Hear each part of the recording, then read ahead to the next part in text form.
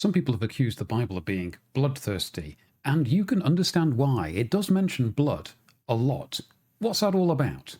Matthew 26, verse 28 is one example.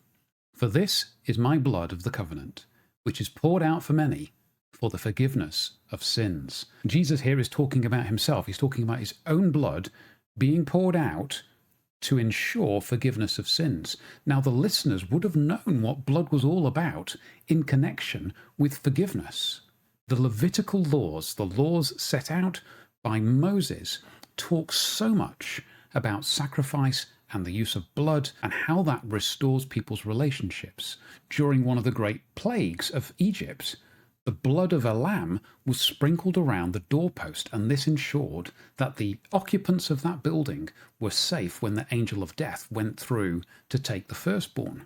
In Leviticus 17:11, it mentions that the life of a creature is in its blood. There's this strong connection between life and, strangely, cleanliness and blood. When Jesus talks about the blood being poured out, his blood being the instigator of the new covenant, this is all strongly connected with cleanliness and forgiveness. This is part of the way God has made this universe. When you look at what happens in the Old Testament, you can see there was no way for God to ensure we could all be forgiven except by having a supreme once-for-all sacrifice which involved the shedding of blood.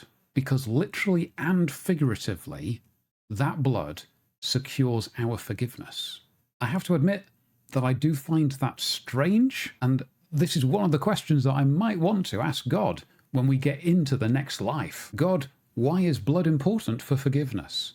Nevertheless, we know it to be true. The witness of Scripture is consistent on this point. Jesus' blood is the way that we are saved, and we must thank God that he made that possible.